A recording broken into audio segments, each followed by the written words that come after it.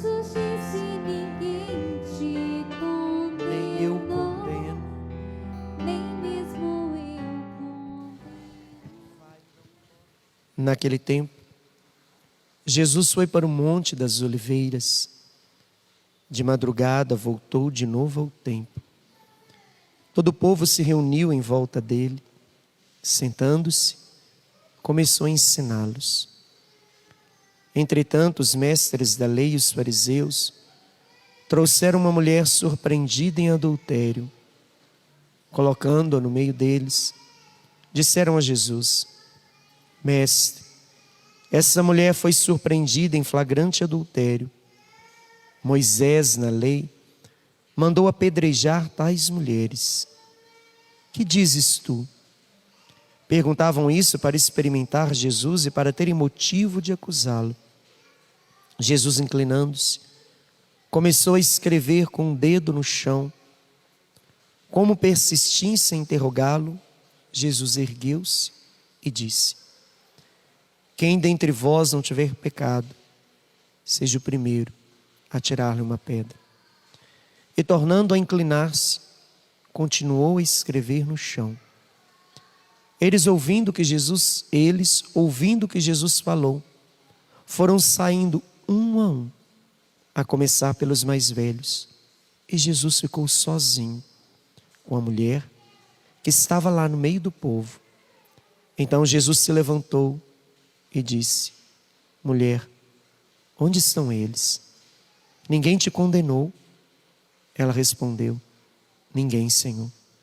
Então Jesus lhe disse: Eu também não te condeno. Vai, e de agora em diante não peques mais. Palavra da salvação. Glória a vós, Senhor. Ave Maria, cheia de graça, o Senhor é convosco. Bendita sois vós entre as mulheres. Bendito é o fruto do vosso ventre, Jesus. Santa Maria, Mãe de Deus, rogai por nós, pecadores, agora e na hora de nossa morte. Amém. Ó Maria concebida sem pecado, Rogai a Deus por nós que recorremos a vós. Divino Espírito Santo, Desceis sobre nós e permanecei conosco para sempre. São José, valei-me. Valei-me, São José. Tornando-se a inclinar, escrevia no chão: Vai, nem eu te condeno. Vai e não peques mais. Hoje a palavra nos fala do julgamento de Deus. Jesus se apresenta como aquele que há de julgar todas as coisas. O Evangelho começa com Jesus sentado, ensinando, e de repente se levanta e sentencia como um juiz. E depois abaixa na altura daquele que é julgado e diz: Nem eu te condeno. Vai e não tornes a pecar.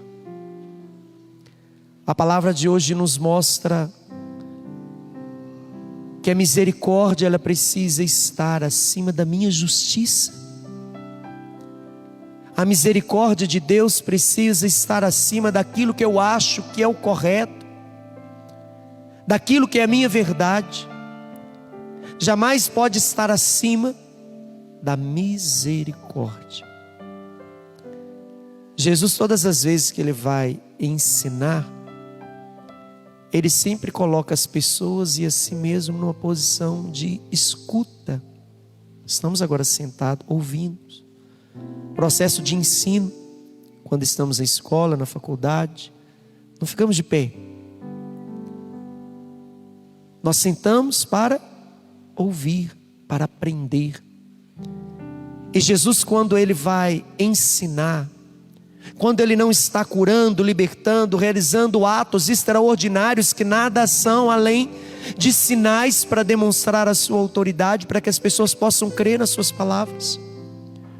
Hoje Ele está realizando aquilo que é a essência da sua missão: o ensino, a capacidade de mostrar a verdade, o ensino que liberta, o conhecimento que liberta, o conhecimento que mostra o caminho, o conhecimento que devolve a vida, o conhecimento que restitui a dignidade.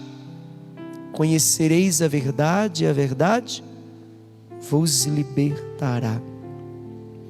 E quando Ele vai sentenciar como um juiz, como aquele que tem poder de legislar e de mostrar a verdade, Ele se levanta, proclama e depois abaixa de novo e vai escrevendo.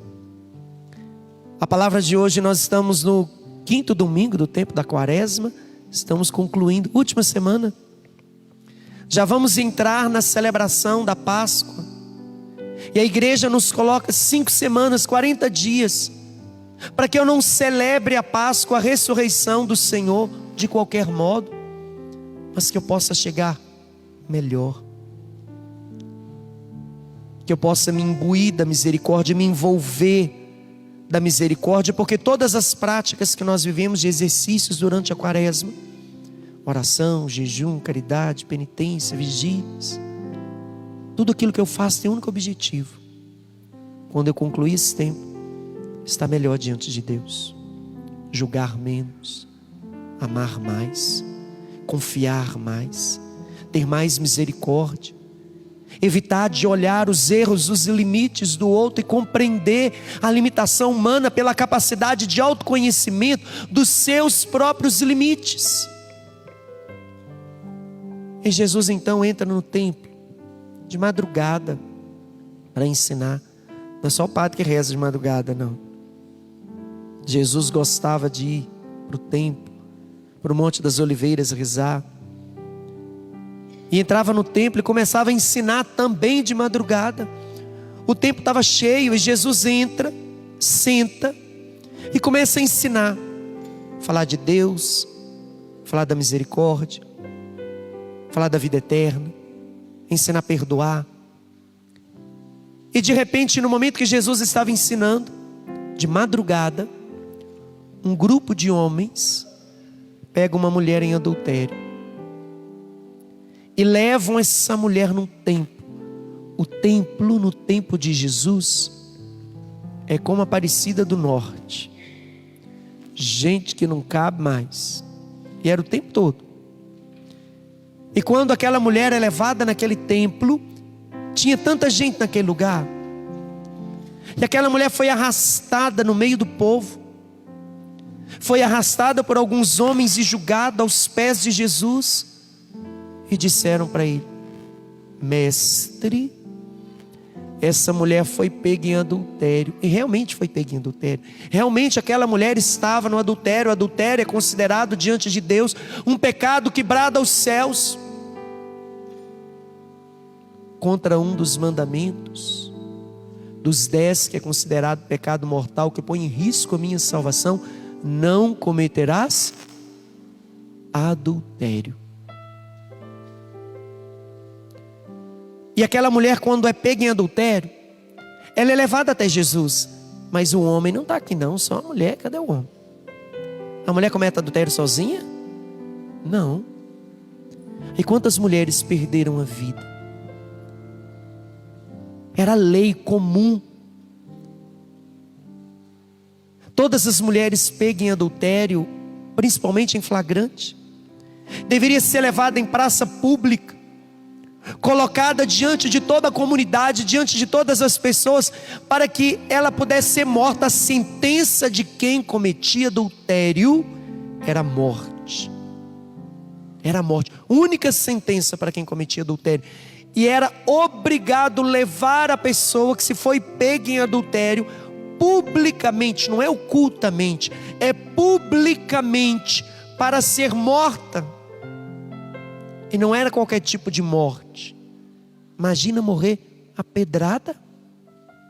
Toma uma pedrada de um, toma uma pedrada do outro, toma uma pedrada do outro. Tinha gente que quando ia sair para fazer compra na rua, a primeira coisa que colocava na bolsa era uma pedra, esperando alguém para poder dar uma pedrada.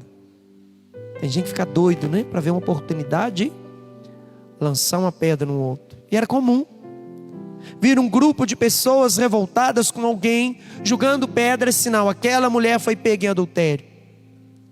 E as pessoas passavam, elas eram obrigadas a apedrejar.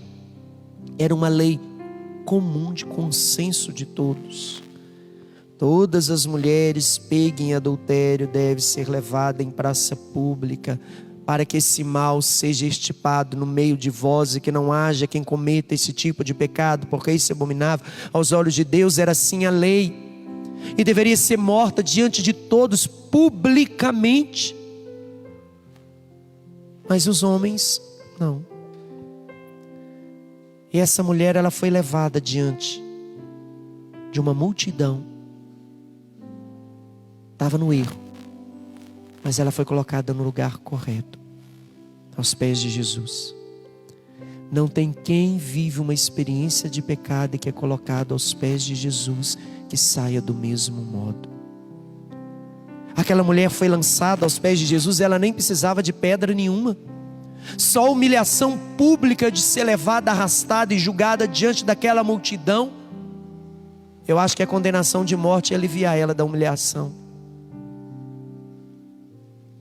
E aquela mulher, quando é colocada aos pés de Jesus, os doutores da lei chegam: Senhor, a nossa lei, a lei de Moisés nos diz que uma mulher pega em adultério deve ser morta, apedrejada. Essa mulher foi pega em adultério. O que o Senhor nos diz? Jesus olha para aquela mulher, já estava morta na sua dignidade, mulher. Já estava morta diante daquela dignidade que não tinha mais, diante daquela comunidade, diante daquele templo, diante daquela quantidade de pessoas que estavam ali. Jesus abaixa e começa a escrever na terra. Jesus se coloca na altura daquela mulher e começa a escrever na terra. E os doutores da lei: Senhor, a nossa lei diz que as mulheres pegas em adultério devem ser mortas, apedrejadas. O que o Senhor nos diz? Jesus continuou escrevendo com o dedo na areia, na terra, de onde Deus tirou o homem do pó e deu vida. Jesus, quando abaixa e vai escrever, ele vai dizer: eu vou ensinar para vocês a verdadeira lei de Deus. Moisés nos deu uma lei, que essa mulher deve ser morta. Deus escreveu com seu dedo, assim é a tradição dos judeus. Deus escreveu com seu dedo em pedras e entregou Moisés as leis para ensinar a comunidade, para que pudesse viver os 10 mandamentos, aonde Deus fez uma aliança com o povo. E aquilo que Moisés trouxe era considerado norma que precisava ser seguida. Mas existiam as leis de Deus que Moisés recebeu, mas os homens começaram a criar suas próprias leis sobre as leis de Deus, confundindo o mandamento de Deus. E Jesus, quando abaixa, se coloca sobre a terra e começa a escrever, ele está dizendo: eu vou ensinar para vocês a lei de Deus. Eu tenho poder e autoridade para legislar, para mostrar verdadeiramente o que é a lei de Deus. E ele então levanta como um juiz, com quem tem autoridade, não quem vai só ensinar, mas quem vai legislar e mostrar a verdade diante de Deus.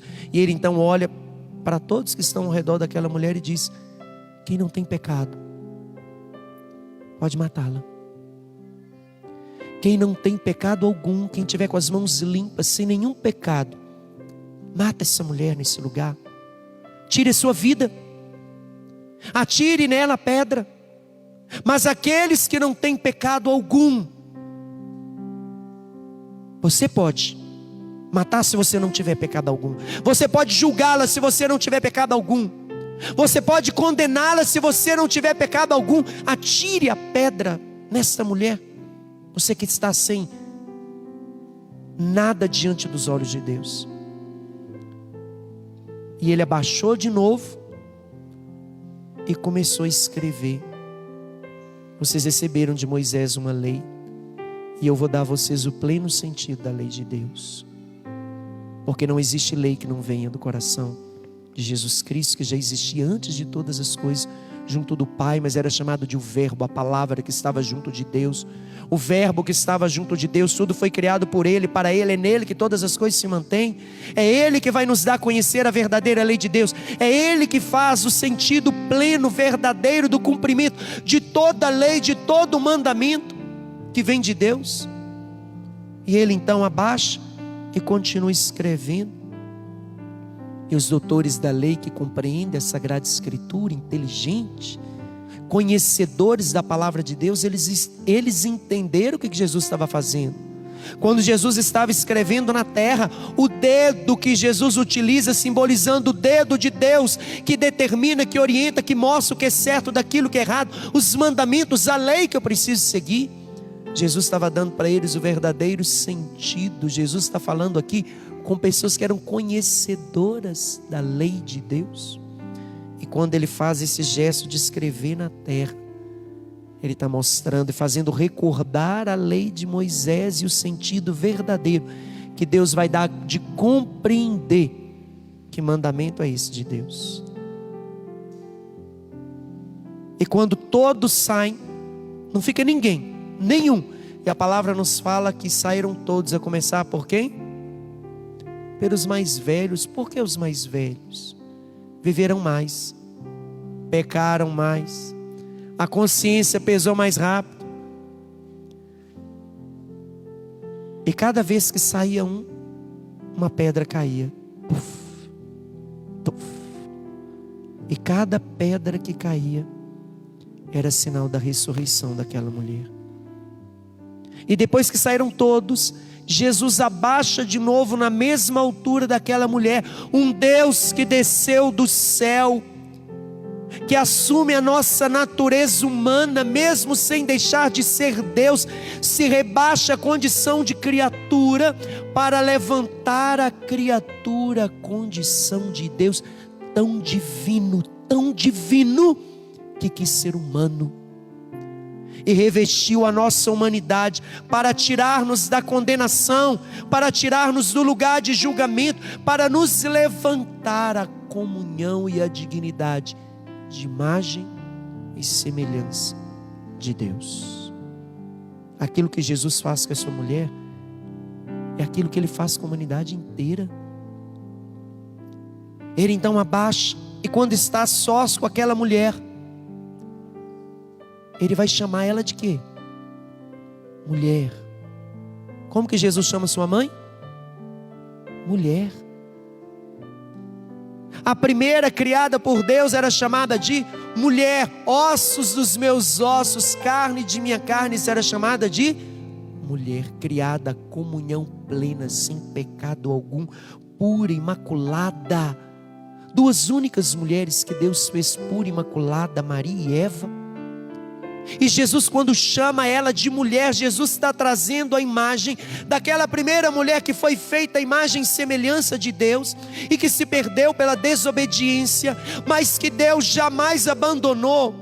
Deus jamais, mesmo diante do pecado dos nossos primeiros pais, em toda a história da revelação humana, Deus jamais abandonou aqueles que Ele criou à sua imagem e semelhança. E Deus então, quando está a sós com aquela mulher, Jesus a sós com aquela mulher, na mesma altura Ele chama ela de mulher, trazendo a dignidade dela, devolvendo a dignidade que ela se perdeu. E vai dizer: cadê aqueles que te condenaram? O único momento então que ela levanta o rosto, olha ao redor, a palavra fala, ela não viu ninguém. E ela diz: Senhor, não ficou ninguém, só eu e o Senhor. E Ele, na mesma altura daquela mulher, olhando nos olhos, disse: eu não te condeno, vai e não tornes a pecar. Ali começa a ressurreição daquela mulher. Não é briga, não é punição que gera mudança, mas é o amor que gera mudança. A misericórdia experimentada diante de um erro, quando o outro perdeu toda a condição e não tem mais direito algum. Quando eu dou de novo o direito, ali é o princípio da ressurreição e da vida nova. Jesus, ele vai ensinar que é possível sim superar, independente qual seja a situação, mas eu preciso querer. Mas Jesus disse para aquela mulher: mulher, nem eu te condeno, eu não te condeno. Ele faz aquela mulher se levantar daquela condição, não é só daquela situação de adultério, mas de toda a sua história de vida. Coloca aquela mulher de pé, mas ensina: vai e não tornes a pecar. Eu não posso brincar com a misericórdia de Deus, eu não posso brincar com a misericórdia das pessoas, eu não posso brincar com a misericórdia da minha família, eu não posso brincar com a misericórdia dentro do meu casamento, na vida dos meus pais. Quando eu recebo o perdão, eu preciso ir e não permitir que aquilo aconteça de novo na minha vida. Deus perdoa, as pessoas perdoam, mas eu não posso brincar com a misericórdia de Deus e das pessoas. Eu preciso assumir um compromisso. Eu não vou mais fazer isso. Eu não aceito mais essa condição na minha vida. Eu não aceito mais essa situação dentro do meu casamento, na minha família, na minha vida, no meu relacionamento. Eu não permito mais isso. É uma decisão que tem que partir daquele que recebe o perdão, a misericórdia, porque de nada adianta perdoar aquele que não muda de vida. De nada adianta dar o perdão àquele que vai voltar e fazer tudo de novo. Quantas pessoas têm um coração semelhante ao coração de Jesus? Quantas esposas, maridos têm um coração semelhante ao coração de Jesus, que diante de um erro, de uma situação errada, olha nos olhos e diz: padre, está doendo, está machucado aqui dentro, não sei como é que eu vou superar, mas eu não te condeno. Vamos refazer o nosso casamento, vamos salvar nossa família. Você não tem mais o direito, mas eu te dou o direito de novo. Você não tem mais a condição, direito nenhum, mas eu te dou o direito de novo, eu te recebo de novo. Isso é divino, isso é de Deus. Isso é ressurreição, isso é experiência de quem está em Deus, de quem vive em Deus. Só quem faz experiência verdadeira de Deus é capaz de sentir os sentimentos de Deus e agir segundo o coração de Deus. O padre falou isso semana passada. Quanto marido e esposo ganhou na loteria e não sabe, ainda está julgando a Mega Sena para ver se ganha. Dorme do lado de uma esposa que é capaz de perdoar, superar, do lado de um marido que é capaz de superar, deixar situações do passado e dar o direito de recomeçar. Briga, discute, trata mal, xinga, não tem tempo, ofende. Quantos casamentos se sustentam porque um realmente decidiu viver aquilo que Jesus ensina, a lei que hoje Ele nos mostra, que é próprio do coração de Deus, a misericórdia que precisa estar acima da lei, a misericórdia que dá o direito de recomeçar, a misericórdia salva, o perdão salva, a compaixão é capaz de fazer o outro voltar à vida. Quantas vezes a gente escuta isso? Padre, meu marido me traiu, minha esposa me traiu. Uma vez eu tinha que atender uma pessoa que estava quase quebrando a capela de Santíssimo. Padre, corre lá porque vai quebrar a capela. Meu Deus, o que está acontecendo? Padre, pega esse celular aqui, está até tremendo. Lê aqui que eu não consigo nem ler de novo. Eu já li 20 vezes. Disse, meu Deus, me dá isso aqui, vamos pagar. Não, não paga não, padre. Vamos pagar isso aqui. O que você precisa ver, você já viu. Tem gente que guarda a mensagem e fica lá lendo, relendo, relendo. Salva no celular de novo, já deu perdão, fica lendo, relendo, chora. Lê, relê. Para que isso? Quando eu dou o perdão, é uma página que eu preciso virar, que eu não tenho que ficar trazendo aquilo toda hora. Eu não tenho que tocar naquele assunto mais. Quando eu dou a graça, eu concedo o perdão, é uma página que eu preciso virar. Que eu não posso ficar voltando aquilo toda hora, remoendo, revivendo aquilo. E quantas experiências já presenciei. E agradeço a Deus por fazer parte. De pessoas que vivem a experiência profunda que vem do coração de Deus, que diante de uma situação onde o outro não tinha mais direito algum, fez essa experiência que Jesus fez. Eu não te condeno. Está doendo. Está machucado aqui dentro. Não fechou ainda não. Mas eu te recebo de novo. Eu te perdoo. Eu não desisto. Eu não vou desistir. Eu não vou desistir. Isso é de Deus. Isso é divino. Isso é próprio do coração de Deus, aquilo que Jesus vai nos ensinar na palavra de hoje. E quantas experiências já presenciei de casamentos assim, e que depois que passa um tempo, o casal, quando está perto da gente, fala: Padre, nós estamos na melhor fase da nossa vida. Nunca tivemos tão bem. Nunca. Porque superou, perdoou, reconciliou, não jogou tudo para cima. Tem uma vida, tem uma história, tem filhos, tem anos de caminho. Padre, mas eu não dou conta. Se você decidir dar, Deus te dá os meios para isso. É lógico que no momento é difícil mesmo. No momento vai lembrar sim, no momento vai doer sim. Mas passa, supera, quando eu estou em Deus. Fora de Deus é impossível. Fora de Deus é impossível. Mas na presença de Deus é possível sim. Na presença de Deus eu consigo perdoar, eu consigo superar, eu consigo reconciliar. Padre, mas eu não consigo esquecer.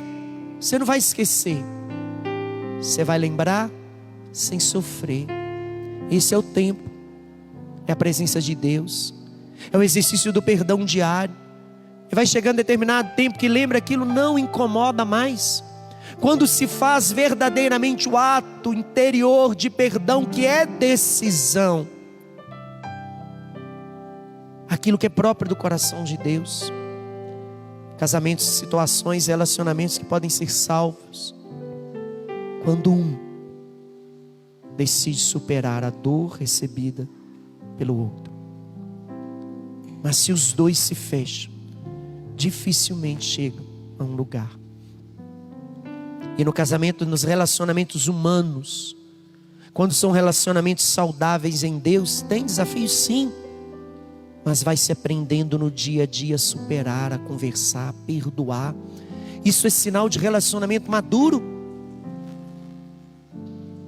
Às vezes a gente faz entrevista de casamento: filho, você está pronto para casar? Tô, padre.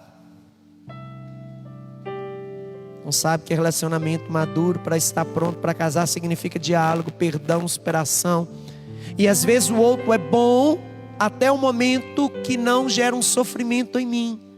Mas se gerou um sofrimento em mim, eu já não quero mais. Casamento não é assim não. Casamento é achar que vamos concordar com o outro o tempo todo, não. Mas eu preciso aprender a superar, perdoar, reconciliar, olhar nos olhos, dizer: eu te perdoo, eu não te julgo, eu não te condeno. Isso traz mudança. Às vezes a gente acha que punição, ficar bravo, parar de conversar, brigar, distanciar, isolar, desprezar, vai resolver, vai tocar no coração do outro, vai mudar o outro. Não, só vai criando muros. A lei de Deus, o ensinamento divino nos mostra que o que gera mudança não é desprezo, não é brigar, não é ofender. Não, eu vou dar o troco. Acabou. Se acontecer isso, acabou o relacionamento. Até a possibilidade de um recomeço. Jesus vai nos ensinar o perdão, a reconciliação. Padre, mas eu não dou conta. Se você decidir, sim. Mesmo que tenha sido algo que tenha machucado, não existe nada que Deus não cure. E eu posso estar com o outro, mesmo que o outro tenha gerado um sofrimento. E relacionamentos maduros significa a capacidade de lidar com situações difíceis. Eu não posso ter comportamento infantil nos meus relacionamentos. Relacionamento infantil é igual criança, brigou, me dá a bola aqui, eu não quero brincar mais, vamos para um lado, vai o outro para o outro. Vira as costas, vai dormir num quarto, o outro no outro. Vai, bloqueia o marido e a esposa, um bloqueia o outro no celular, eu não entendo isso. Eu falei, meu Deus, como é que pode isso? Ó, bloqueei ele, brigou comigo. Não, você vai desbloquear agora. Não, vá, ó, como que eu vou fazer isso? Marido e esposa bloquear o outro no celular. Tem filhos, tem uma vida, tem uma história, tem uma cumplicidade, tem um caminho ali, tem uma história. Padre, mas ele errou, padre, mas ele errou. Um erro, não importa a intensidade do erro, a gravidade. Será que é maior do que tudo que viveu? Será que o outro não tem o direito de recomeçar? E quando o outro reconhece, se arrepende, reconhece verdadeiramente que errou, eu preciso, como cristão, dar ao outro o direito de recomeçar. Isso gera vida, isso gera conversão, isso gera mudança, isso gera salvação. E a palavra de Deus vem nos ensinar hoje a graça do perdão.